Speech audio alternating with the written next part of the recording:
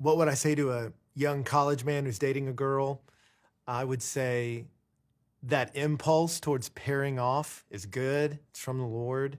But I would caution them. I think a lot of young men and young women want to create this unique, semi-covenanted space that under God doesn't really exist. I mean, if you look at how God identifies relationships between men and women, if you're in Christ, you're either brother and sister or husband and wife.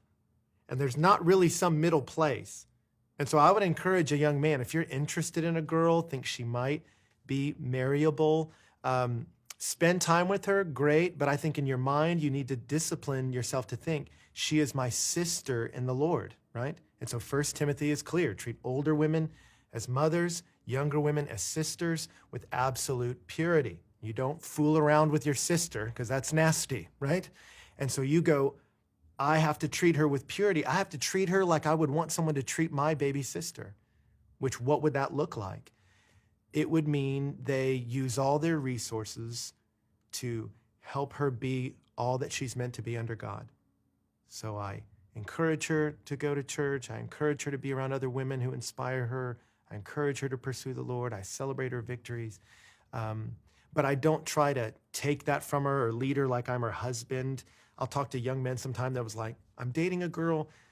How do I lead her? I've already fused our quiet times together. And I'm like, I don't know what that means, man. Like, you're not her leader. You have no stake or claim in her life.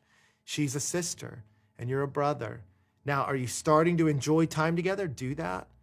And then I give them Romans, make no provision for the flesh, right? And so I tell them, hey, be private in public. Spend time with her, but do it with a group of friends. Or spend time with her, but do it in a coffee shop or at a restaurant where you're much less likely to grope each other, right? So I say, go someplace public to be private. Don't square off into each other's bedrooms, dorm rooms. Stay out of that space. Make no provision for the flesh. You get out in the place where you can talk about things that are holy and good and encouraging. Because ultimately, if you are going to marry her, that sexual desire, tension, all that's good.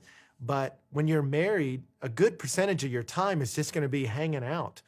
And so if you hit the gas on expediting the physical part, you've missed what dating is for, and that is to see, do I like hanging out with this person? So that's the piece I would say, push this one back, right? Hold off from anything physical so you can evaluate, are we made to be with one another? Do we enjoy each other's company? Would she be a good friend? Would I want to hang out with her for the next 30 years? And if that's the case, the physical will naturally follow after you've gone through the covenant of marriage. So that's what I would tell them, is live in the tension of you have no claim in her life. Trust her with God. You treat her with purity. And then as you get to know her emotionally, you start to connect and go, I think this is the one. Then you can enter that covenant of marriage and you're off to the races.